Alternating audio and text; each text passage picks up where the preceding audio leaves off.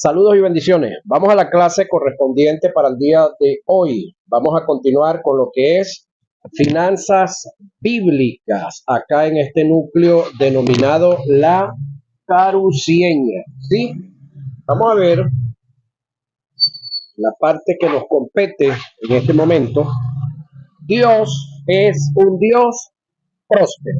Oiga esta expresión y esta realidad que viene y que venimos a expresar. Dios, hablando de nuestro Dios, es un Dios próspero. Pregunto yo, ¿Dios tiene acumulado helicópteros, yates en el mar, por allá, en el aeropuerto? ¿Tiene acumulado aviones y eso? Ok. Eso es lo que por años se nos ha dicho que es una persona próspera. Alguien que tiene esas bienes desde el punto de vista físico terrenal. Sin embargo, leíamos, no se le olvide que leímos que Dios se adjudicó, que de Él es la tierra y su plenitud, el mundo y lo que en Él habita. Eso es de Él. Entonces, todos los que han hecho algo que hayan logrado hacer, usando la inteligencia que el mismo Dios les ha dado para producir cualquier aparato, cualquier vehículo, cualquier nave, todo eso sigue siendo de Dios, porque nadie de los que fabrican tales cosas, una vez que les toca partir de la tierra, se han llevado algo. Todo lo dejan. Y tampoco lo han traído de ninguna parte de la Ajá. Incluso hay una discusión, una supuesta discusión que tuvo un científico con Dios y le dice: Dios, ya aprendí cómo es que tú haces las cosas, ya no necesito, podemos hacer, nosotros los científicos, podemos hacer lo que tú has hecho también, un ser humano. Le dijo: listo, chévere, vamos para que lo hagas, ¿ves? Entonces cuando Dios no necesita demostrarlo porque ya lo hizo. Cuando el científico determinó hacerlo, le dijo: pero no vas a usar el material que yo usé porque el que yo usé es mío, invente usted el suyo. El hombre, bueno, hasta ahí llegó. Porque el material que Dios usó era de él mismo lo hizo. De lo que no se veía, hizo lo que hoy se ve. Pero ningún científico ha podido hacer nada. Solamente lo que han hecho es descubrir lo que hizo el único creador que hay. ¿Qué es lo que han hecho los científicos? Descubrir. Visualizar lo que ya tiene años hecho por la mano del único creador. Dios es un Dios próspero. Algunos creyentes y ministros en nuestras congregaciones están a la defensiva y en cierto punto prejuiciados con el término prosperidad por causa de personas que han tergiversado los principios de Dios para obtener ganancias personales. Estas acciones negativas no me dan pie a mí para negar el deseo que Dios tiene de prosperarme. En tercera de Juan, verso 2 dice: amado, oiga lo que viene, yo deseo que tú seas prosperado en todas las cosas y que tengas salud. Pero aquí viene la clave: así como prospera tu alma. Una de las cosas que quiero que usted analice acá es que este es un texto que no pudiéramos adjudicárselo directamente a Dios por la expresión de cómo está escrito. ¿Quién escribe acá? Juan. ¿Qué dice Juan? Amado, yo deseo que tú seas prosperado. Juan le está escribiendo a un tal Gallo, a un amado, a alguien que él apreciaba. Deseo que tú seas prosperado en todas las cosas y que tengas salud, así como prospera tu alma. Mi pregunta es: ¿cómo hacemos prosperar el alma? Esa es la gran pregunta que usted y yo nos tenemos que hacer. Ok. Juan le escribe al amado Gallo, le dice que su anhelo, su deseo es que él sea prosperado, pero así como prospera su alma.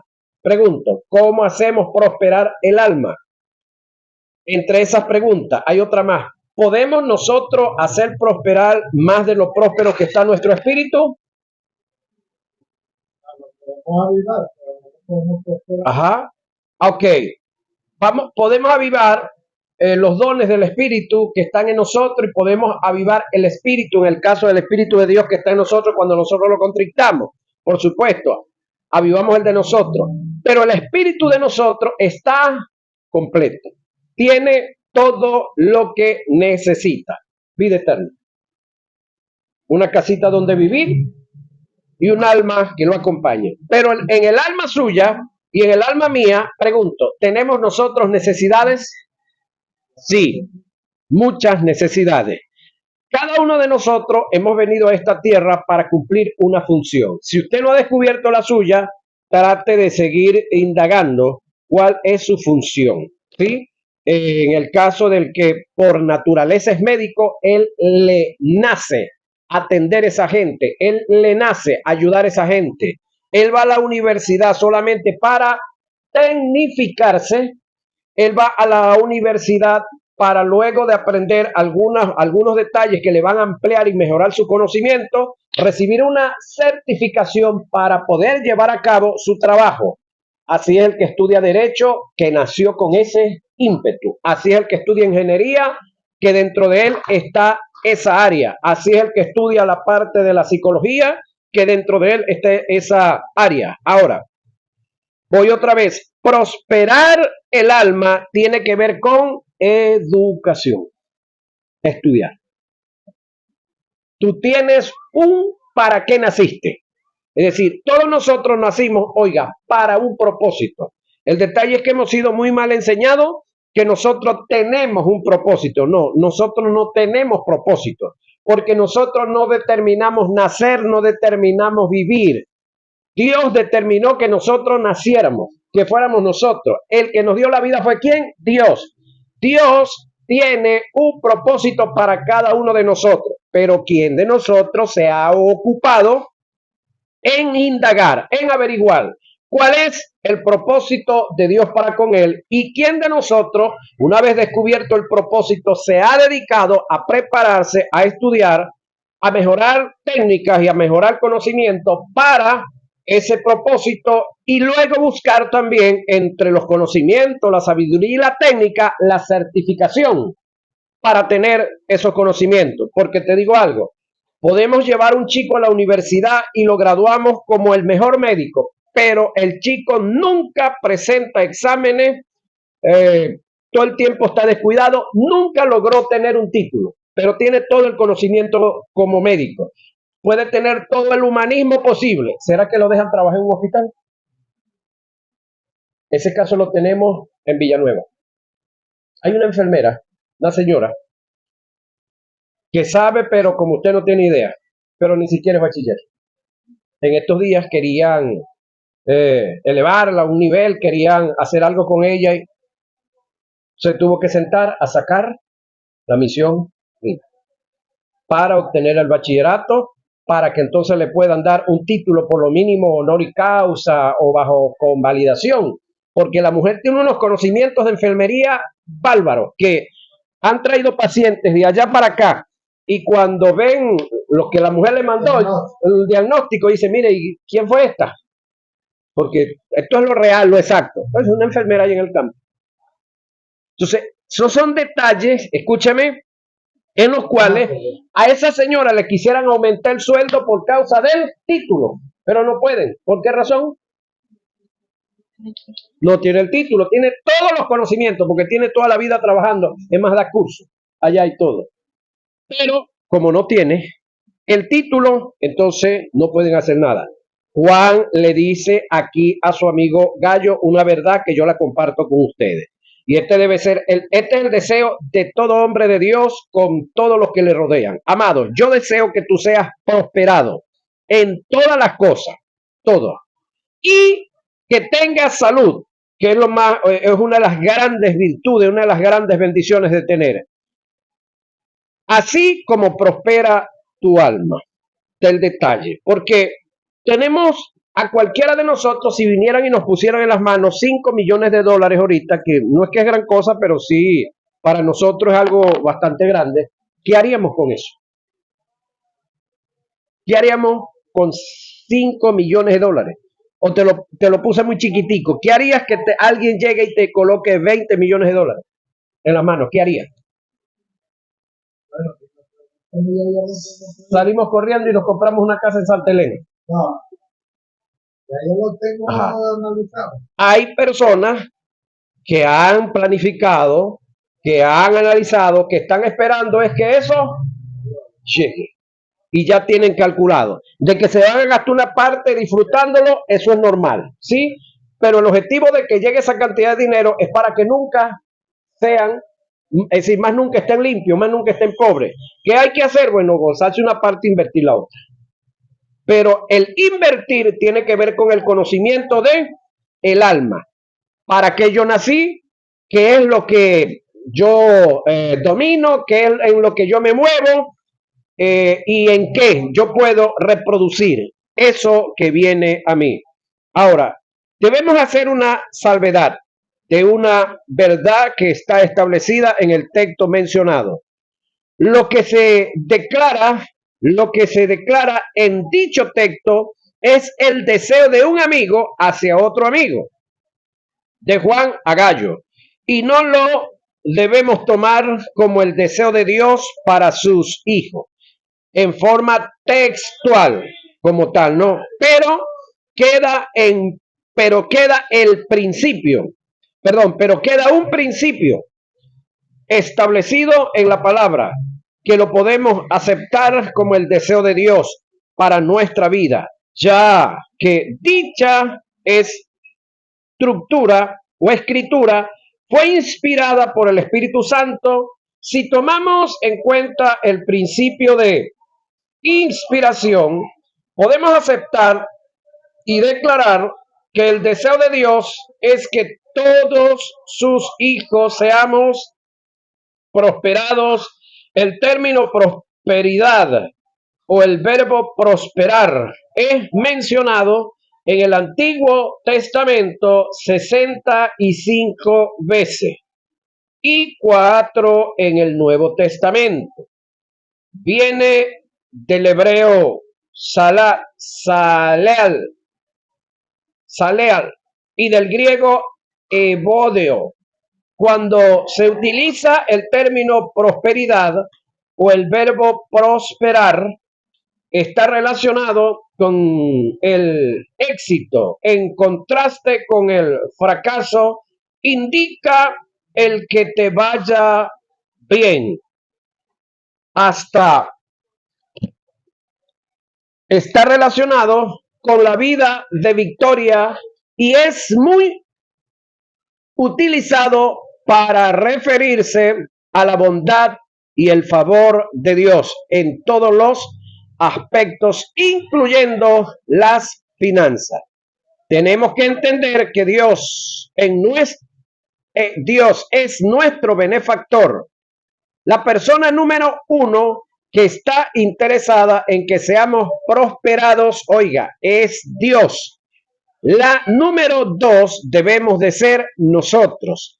El único que está interesado en que vivas arruinado es el diablo. La Biblia dice, el ladrón, hablando del diablo, vino para matar, hurtar y destruir. Juan 10:10. Aunque el texto no se refiere directamente al diablo, aquí se da una ley de doble referencia. Dios en su naturaleza es lo antónimo del ladrón. Él desea que seamos prosperados en lo absoluto. De esto hay testimonio en ambos testamentos. Dios prosperó a Obed-Edom, oiga, un filisteo, en cuya casa el rey David dejó el arca después de la muerte de Usa. Las escrituras registran que los 3 meses que estuvo el arca en la casa de Obed-Edom, esta prosperó. La razón es que donde está Dios, allí tiene que haber prosperidad. Era tanta la prosperidad que se manifestó en la casa de este filisteo que al darse cuenta David de dicha prosperidad le quitó el arca. Segunda de Samuel 6, 11 y 12. Siempre he tenido presente esta verdad. Sí, prosperó Obed-Edom por causa de tener el arca donde estaba la presencia de Dios. ¿Cuánto más nosotros que somos templo, casa, edificio y morada de Dios en el Espíritu? Efesios 2, 21 y 22. Debemos entender que nuestro Dios es el Dios de la prosperidad. Él desea que seamos prosperados en todas las cosas. Atacar la prosperidad o la solvencia económica es atacar la voluntad y el deseo de Dios para nuestras vidas. Arremeter en contra de la prosperidad es negar el plan de regeneración que implica la regeneración integral, porque en ello está incluido el que seamos prosperados financieramente. Lo lógico del caso es que la gente ataca la prosperidad hasta el mismo día que son prosperados. Por naturaleza, todo ser humano desea ser prosperado. Nadie quiere ser pobre. Eso es súper lógico y correcto. El ser próspero es un instinto natural que el Creador puso en el hombre, que por ende lo lleva a aborrecer la pobreza. El hombre no fue hecho para ser pobre y dicho estado no se ajusta al carácter de su creador.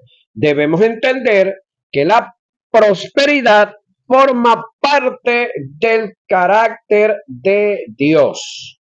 Cuando analizamos la naturaleza de la Nueva Jerusalén, nos daremos cuenta de que hay un esplendor y una hermosura en su acabado que demuestran la magnificencia y la excelencia de Dios en el área de la prosperidad. Oiga esto, la ciudad es de oro puro, al igual que sus calles. Apocalipsis 21, 18. Los muros o murallas que la rodean son de jaspe. Apocalipsis 21, 18. Los cimientos, las bases de los muros están adornados con 12 piedras preciosas: jaspe, zafiro, agata, esmeralda, onice, cornelina, rubí, crisólito, berilo, topacio, crisoprasa, jacinto, amatista. Esto lo registra Apocalipsis 21, 19. Estamos hablando de la Nueva Jerusalén, no la Jerusalén que está allí en el Medio Oriente, en la cual está llena y está donde están viviendo una cantidad de hombres corruptos, depravados, y que algunos de ellos se tratan de tomar el nombre de Dios como que son algo o alguien en cuanto a la santidad o la salvación. Las puertas son una perla completa. Apocalipsis 21, 21. Igualmente, cuando analizamos el acabado de los utensilios del tabernáculo, eran de gran prestigio y hermosura. El candelabro era de oro puro. Éxodo 25, 31 y 40. Esto es haciendo un análisis del Dios de la prosperidad. ¿Sí? Estamos hablando del Dios al cual le servimos nosotros, el Dios de la prosperidad, el dueño del mundo y lo que en él habita. La mesa de los panes de la proposición eran cubierta de oro. Éxodos 25, 23 y 34, hablando de lo que Dios le mandó a hacer a Moisés, que eso se perdió después de la destrucción del templo, del primer templo. El altar de incienso era cubierto de oro. Éxodos 30, 1 y 10. El incensario era de oro puro. Segunda de Crónicas 4:22. El propiciatorio era una lámina o plancha de oro sólido. Por igual, los querubines que estaban sobre el propiciatorio. Éxodos 25, 17 y 22. Ese es el Dios al cual nosotros le servimos.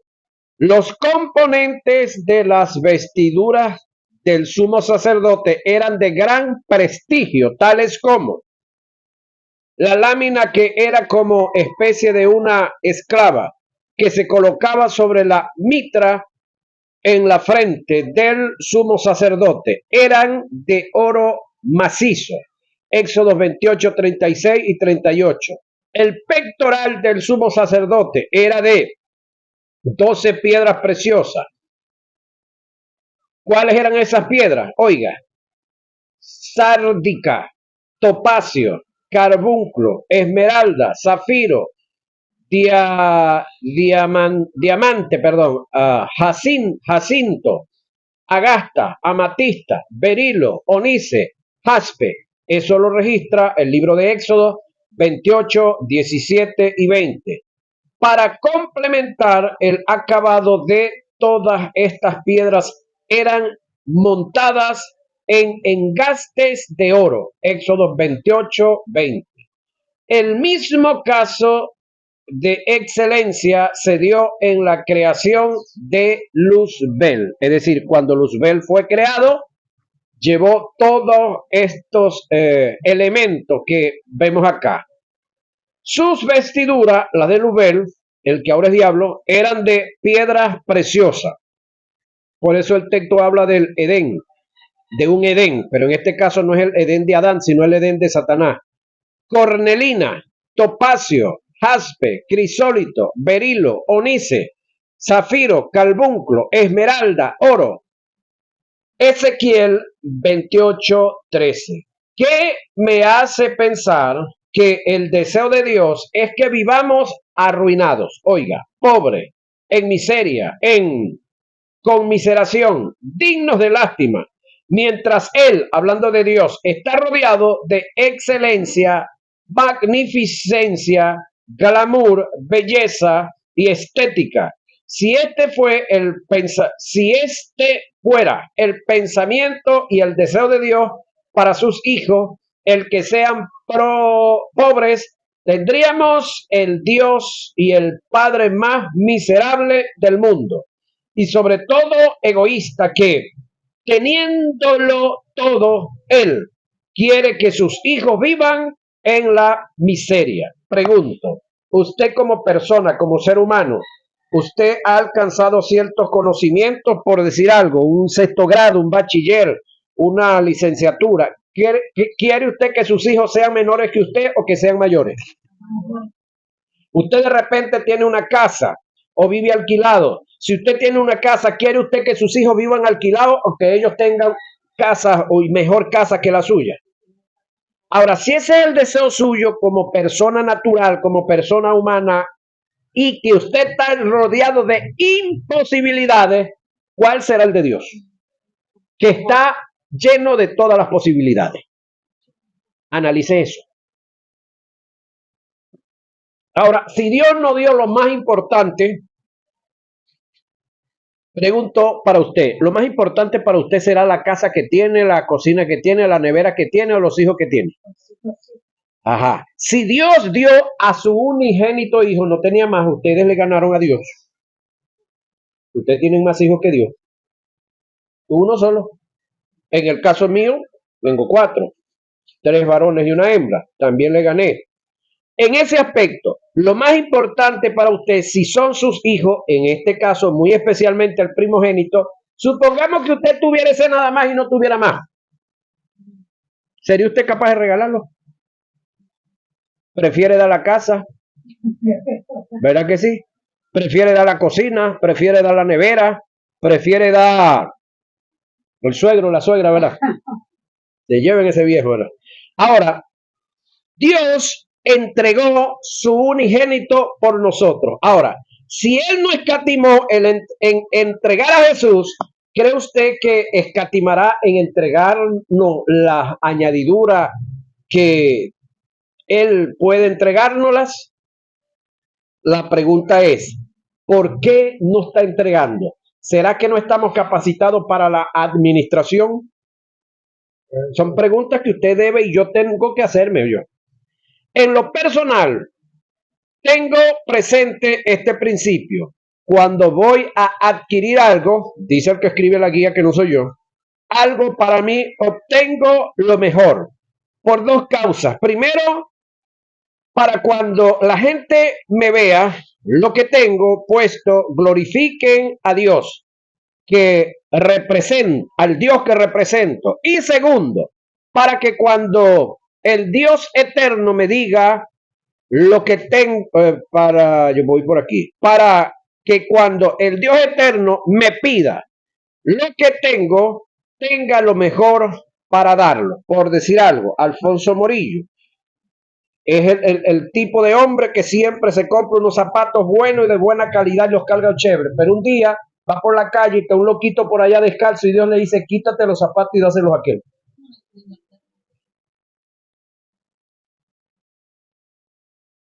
Son los buenos que tiene, Señor, pero es un loquito. Si Dios los está pidiendo, Dios en su espíritu, Dios ministrando con él, es porque Dios tiene algo mejor para él. Eso se lo garantizo. Ahora, si es alguien que te quiere manipular y te quiere intimidar y te dice, hermano, el espíritu me dice tal cosa, pero a ti no te dice nada el espíritu, olvídese ese cuento.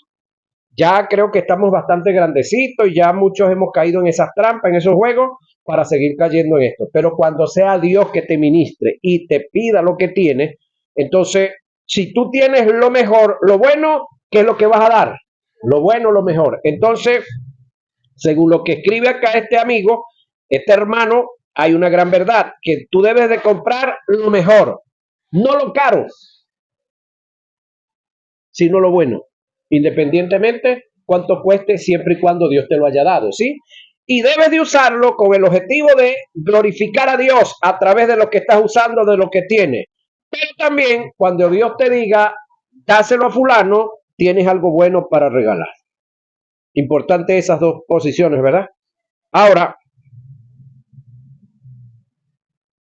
entendemos que la prosperidad de Dios en el aspecto financiero no viene de la noche a la mañana. De esto usted debe de estar convencido.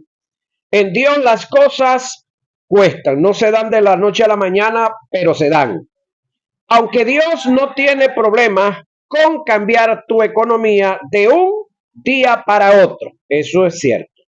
Pero en la mayoría de los casos, para que esto suceda, hay ciertos principios que debemos conocer para luego aplicar y poder así entrar en el área de la prosperidad financiera.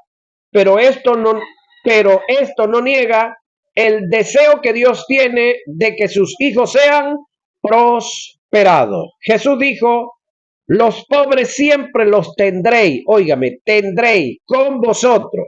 Jesús se execró, se puso aparte de los pobres, no porque estaba denigrando de ellos, no, sino porque él no era pobre. Mateo 26:11 y Marcos 14:7 y Juan 12:8. Esta es una verdad que nunca podremos negar, pero con esto Jesús no quiso decir que siempre tendréis una iglesia pobre. Lo que quiso expresar fue, siempre habrán personas que llegan a la iglesia en un estado de pobreza, pero al conocer el plan financiero, que es del cual estamos comenzando a hablar, apenas vamos con la tercera hora de clase, el plan financiero de Dios para sus vidas y caminar en sus principios, van a salir del estado de pobreza en que es una maldición. Vivir en pobreza o en miseria como creyente no nos hace unos malditos, importante, pero es indicativo de que estamos caminando en terreno de maldición. Es paradójico, inaceptable, inadmisible, contraproducente, que siendo libres de la maldición y habiendo sido bendecidos con toda bendición espiritual, estemos caminando en terreno de maldición en cuanto a lo social, en cuanto a lo financiero me refiero, porque en lo espiritual estamos bendecidos con toda bendición y estamos sentados con Cristo Jesús. Ahora fuimos libres de la maldición de el pecado, Gálatas 3:13, Efesios 1:3. Entonces, así como hemos sido libres de la parte espiritual, también esa libertad tiene que venir a lo psíquico con el estudio, con el análisis, con la preparación, y esa prosperidad también tiene que venir a lo social, a lo financiero. Dios no está radicalmente en contra de que vivas en escasez, pero sí está en contra de que pases 20 años y todavía estés en el mismo estado. Dios no está en contra de que seas pobre por causa de venir de una familia pobre. Lo que Él no acepta es que pases toda una vida pobre por haberte, oiga, resignado a la pobreza. Porque sí, tenemos gente que están resignados a la pobreza y han tenido todas las oportunidades del mundo y no se han propuesto salir de esa condición.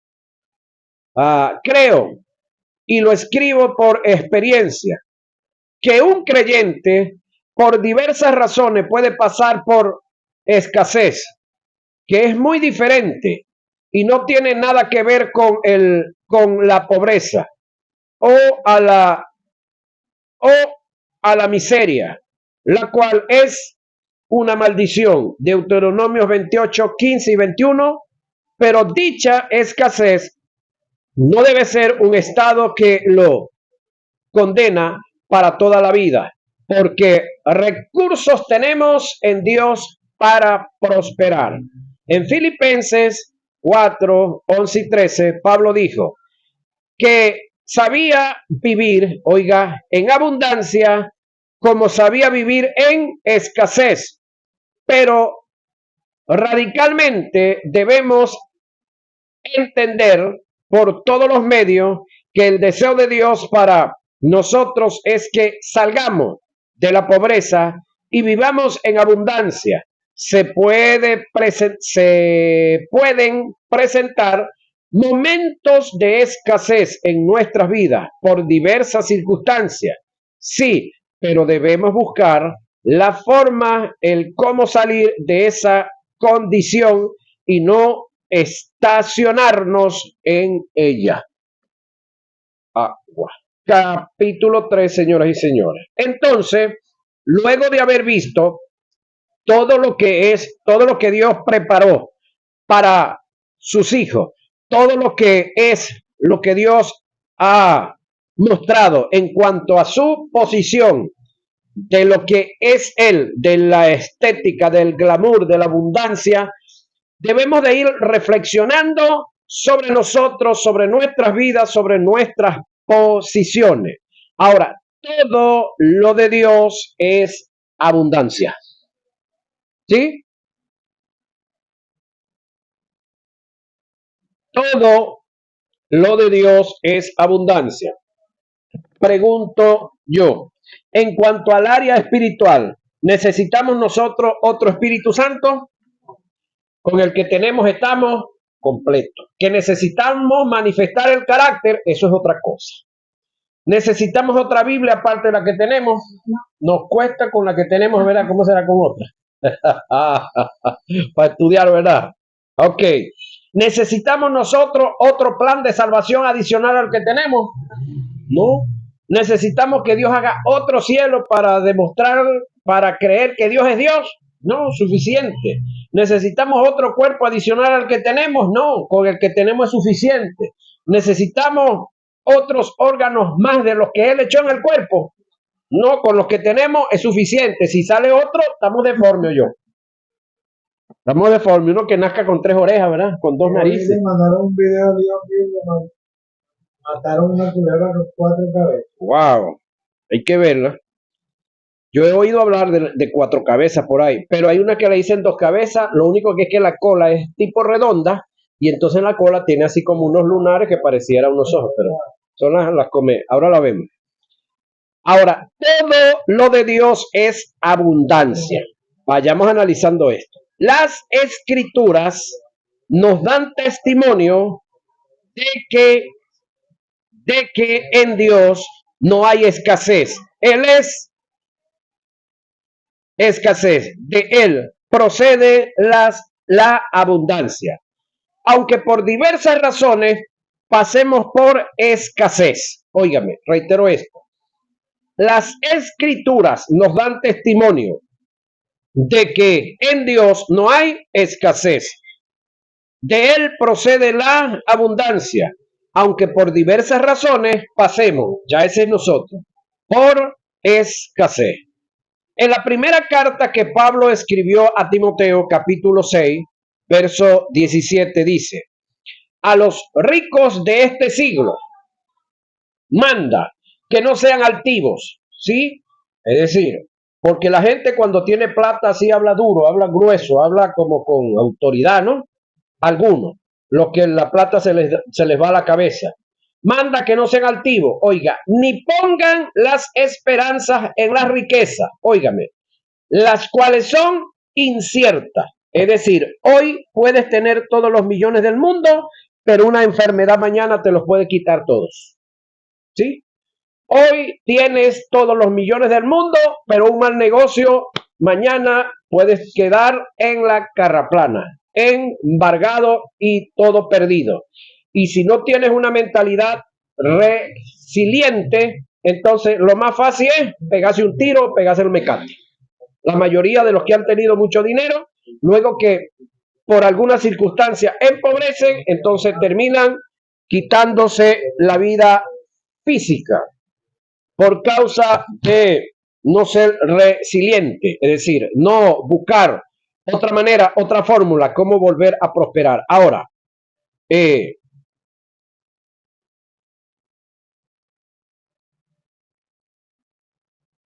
riqueza, no pongan las riquezas, sino en Dios, sino en el Dios vivo, que nos da todas las cosas en abundancia, para que las disfrutemos. Reitero el consejo de Pablo para los ricos de su tiempo. A los ricos de este siglo manda que no sean altivos, ni pongan las esperanzas en la riqueza, las cuales son inciertas, sino en el Dios vivo, que nos da todas las cosas en abundancia, para que las disfrutemos. Y ese disfrutar creo que tiene que ver con el compartir, porque creo que cada hombre que tiene abundancia debe ser para él, hombre y mujer que tienen abundancia, debe ser para nosotros una satisfacción de repartir, darle a los otros. Así estoy yo ahorita allá en la casa, que la mate mango, pues este año echó la carga tarde y diariamente estoy repartiendo 2 o 3 tomos de mango. Si quieren mango tienen que buscar. Ajá, tienen que buscar. Según el proverbista, Dios promete llenar tus graneros con abundancia y tus lagares rebosarlos de mosto. Proverbios 3, 9 y 10. Entiendo que antecedentemente a esto hay principios de reino en el área financiera que hay que cumplir para que esto se dé. Los vamos a ver más adelante, los principios, las demandas que hay para que esto se dé. Reitero lo de Proverbios 3:9. Oiga esto. Según el proverbista, Dios promete llenar tus graneros con abundancia, es decir, todo tipo de grano, todo tipo de cereales, todo tipo de fruta, pero aquí hay algo. Y tus lagares rebosar de mosto, hablando de lo que es el producto, la uva, el vino y todo eso. Ahora, Proverbios 3, 9 y 10. Entiendo que antecedentemente a esto hay principios de reino en el área financiera que hay que cumplir para que esto se dé.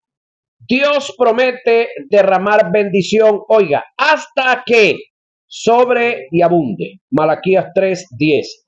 Hay principios que hay que cumplir, los vamos a ver. David dijo con propiedad, mi copa está rebosando. El término rebosar indica llegar hasta el borde. Determina lo completo, la abundancia. Salmo 23:5.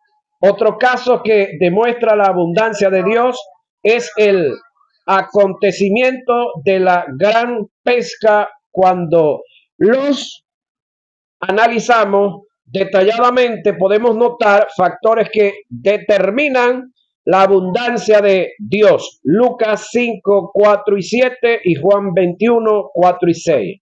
El término gran que aparece en el pasaje para hacer referencia a la cantidad de peces, gramaticalmente no solo es aplicable a dicha cantidad, sino al volumen o el tamaño del pez. Es decir, el texto en su original lo que expresó es, y encerraron una cantidad inmensa de peces grandes. Hoy un comentarista, no sé hasta dónde sea cierto, porque algunos comentaristas comentan, pareciera más de lo que hay que comentar, ¿no? Que los 150 peces, que lo que a Pedro le causó mucho asombro es que en ese lago habían 150 tipos de peces diferentes y que había uno de cada uno. No sé hasta dónde sea cierto eso, mi respeto por los comentaristas, comento lo que dijo el comentarista nada más. No hayan dicho que Octaviano Torres dijo, no. Era tanta la cantidad y el volumen de los peces que las redes se rompían. Era tanta la cantidad de peces que llenaron ambas barcas y de paso se hundían, no se hundieron, estaban así hundiditas. Era tanta la cantidad y el volumen de los peces que se obtuvo en la pesca que un hombre como Pedro, especialista en el oficio, quedó asombrado al ver los resultados.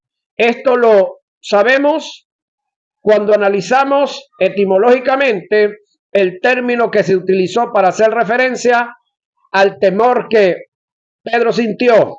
El vocablo fue tambos, que indica, asombro, conmoción, maravillarse, admirarse, fascinarse. Nunca se utilizó el término fobia, que significa temor o espanto. Según algunos comentaristas y exégetas bíblicos, tomando como base el término tambos, aseguran que Pedro nunca había presenciado en el ejercicio de la pescadería una pesca tan abundante en cantidad como en volumen. De allí la razón de su asombro. En todo esto podemos ver la abundancia de Dios. Tenemos otro ejemplo de la abundancia de Dios en la multiplicación, de los panes y los peces. Mateo 15, 36 y 38, Juan 6, 1 al 13, tomando en cuenta factores que determinan la abundancia de Dios en este milagro. Comieron aproximadamente 20,000 personas, tomando en cuenta que habían 5,000 hombres, sin contar las mujeres y los niños. Mateo 15, 38 y Juan 6, 10. Comieron hasta saciarse. El término saciar del griego es plemi, que indica llenar del todo, colmar, satisfacer hasta lo sumo. Recogieron de lo que sobró hasta 12 y 7 canastas de paso llena. Mateo 15, 37 y Juan 6, 13. El término sobrar no es la traducción correcta del texto original, ya que el término que se utilizó en el griego fue periseu, el cual es aplicable a la abundancia. Se usa para demarcar el exceso de una cierta cantidad. Se refiere a los fragmentos que quedaron después de alimentar a la multitud. El texto lo reza como sigue. Oiga, y comieron todos y se saciaron y recogieron de lo que abundó. Así es que debiera decir, de lo que abundó, de los pedazos, 12 cestas llenas. Mateo 4:20 y 15:37. El detalle está acá, que de repente usted y yo estamos pensando que de los pedazos que sobraron estaban llenos de saliva. No. Jesús agarra los panes, los levanta, los bendice, los parte y se los entrega ¿a quién? A los discípulos. El milagro comenzó a darse de la mano de los discípulos, porque 5 panes en pedazos podían caber entre 12, ¿no? Pero ya de 12 a la multitud, ahí tuvo que comenzar el primer milagro. Note esto, el primer milagro está de las manos de los discípulos a la multitud. Y ellos iban arrancando pedazos y comiendo, arrancando. Entonces de lo que sobró fue de lo que abundó, de los pedazos que tenían aquí, no era el que venía a la boca. Otro detallazo acá. El gran milagro no está exactamente en las manos de los discípulos. Está en las manos de la gente una vez que fueron con la cesta para recaudar lo que había abundado. Es decir, de la multitud hacia los que llevaban la cesta es donde se dio el gran milagro. Ahora, el término cesta del griego es prince, que tiene que ver con una canasta de caña trenzada de gran tamaño, lo suficiente grande para contener a un hombre, es decir, como el tamaño de una pipa. Vaya manejando esa idea. Mateo 15:37, Hechos 9:25. Según el tamaño de la canasta, fue mucho lo que se recogió de lo que abundó después de haber comido 25,000 personas hasta saciarse. Esto determina la abundancia de Dios. Para concluir el tópico de la abundancia, debemos aclarar que hay 5 etapas financieras que por distintas razones el ser humano atraviesa. Estas son, oiga, pobreza. Esa es una de las etapas en las cuales todos nosotros hemos pasado. Escasez, eso es otra etapa. Solvencia, la tercera etapa. Abundancia, hacia allá nos quiere llevar Dios, y la sobreabundancia también Dios nos quiere llevar para allá, pero le digo algo, no depende de Dios llevarnos a la abundancia ni a la sobreabundancia. ¿Depende de quién? De nosotros. De que seamos prosperados en el alma para la administración, ¿sí? Porque Dios no va a enriquecer a nadie para que esté acumulando o para que se las dé. No, si Dios llega a enriquecer y a colocar mucha abundancia en las manos de alguno de nosotros, es para que apoyemos, es para que invirtamos, es para que, aparte de disfrutarlo nosotros con nuestra familia, sin desviarnos del propósito de Dios, es para que impulsemos la obra de Dios. Ahora, la pregunta es, ¿quién de ustedes en sus planes está que si Dios le coloca en las manos 5 millones de dólares, lo primero que le van a poner techo a la iglesia? No diga a nadie nada, por favor. ¿Cuántos de ustedes está en la mente de ustedes que lo primero que van a hacer es comprar sillas nuevas? ¿Cuántos de ustedes tienen en la mente si los creyentes suyos se congregan por allá lejos, viven por allá lejos? Entonces hay gente que no quieren congregarse en otra iglesia porque están amañados ahí con usted que va a comprar un transporte para mover la gente para la iglesia y que esa buseta de día puede estar trabajando en una ruta y teniendo a alguien siendo algo productivo, ¿sí? ¿Quién está pensando en tener un huerto productivo, un sitio productivo para generar empleo y generar alimentos para darlos con buenos precios, con facilidad y que pueda venir directo del productor al consumidor? ¿Quién piensa en eso? No sé. Son cosas por ahí. Ahora, reitero las 4 etapas por las cuales nosotros pasamos. Yo le voy a decir dónde yo estoy. No necesito que usted me diga la suya. Pobreza, por ahí pasamos todo. Escasez, por ahí también. Solvencia, ahí estoy yo ahorita. ¿Sabe qué es la solvencia? Que lo que usted necesita para cubrir los gastos, la inversión del mes, le llegan a usted, pero no le queda nada para ahorrar. No hay un medio para ahorrar. Eso es la solvencia. Ahora, Dios no quiere que nos quedemos ahí. Dios quiere que pasemos ¿a dónde? A la abundancia. Y llevarnos también a la sobreabundancia. ¿Tiene Dios hombres y mujeres ahí? Sí los tiene. Sí los tiene. La pobreza es cuando no se tienen recursos de ningún tipo. Es un estado de maldición. Estamos hablando de la parte social, no estamos hablando de la parte espiritual. La escasez, del griego justeresis, es un estado económico donde hay poca solvencia, donde está presente la deficiencia. Segunda a Corintios 8:14, Filipenses 4:11 y 12. Perdón, en algunos casos se da como un trato de Dios para llevarnos a la renuncia, personal y conducirnos a su dependencia. Es decir, nos pasa o entramos en esos casos cuando muchas veces creemos nosotros tener la habilidad para resolverlo todo independientemente de Dios.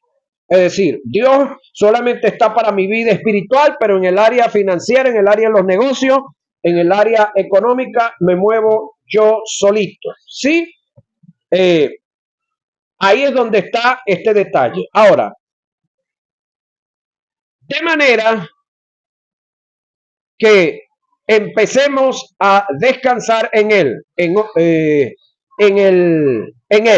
En otro de los casos, esta viene cuando tenemos los recursos, no se ponen a producir y como resultado no hay fluidez o producción. Mateo 25, 15 y 29, es decir, etapas en las cuales usted y yo en lo financiero hemos estado en una muy buena posición, en un buen momento, pero no pusimos a producir, sino que solamente lo que hicimos fue comer, no invertimos. En el caso de nosotros como creyentes en Dios, siempre tendremos recursos. Nos toca a nosotros cumplir con los principios para que generen ganancias. Segunda a Corintios 8:14, Filipenses 4:11. La solvencia, capacidad para liquidar o cancelar la renta, las deudas o cubrir nuestras demandas, es el acto de vivir con holgura, medianamente, donde nada nos falta, pero tampoco nos sobra. Primera a Timoteo 6:8 y Hebreos 13:5. La abundancia del griego periseu, que indica de gran medida, es cuando se tiene la capacidad de solventar y liquidar todas las deudas quedándonos recursos en gran manera. Primera a Timoteo 6:17. La sobreabundancia del griego es periseu, denota la forma más intensa de abundancia, más que suficiente, Malaquías 3:10. Nota, estas dos últimas etapas financieras es a donde Dios nos quiere llevar, pero no depende en lo absoluto de Él, sino que depende de nuestra disposición y nuestra capacidad, que tiene que ver con el motivo y con el buen carácter. Entonces, estos son los 4 o los 5 estados financieros en los cuales cualquier persona puede estar. Ahora, estar en ellas no depende de Dios, depende de nosotros. Porque tenemos gente que pueden llegar a ser los más grandes magnates y poder caérsele todo también. ¿Sí? Ahora, tienen que tener un muy buen carácter para mantenerse y para no quebrarse en medio de esta acción, de esta posición financiera. Amén.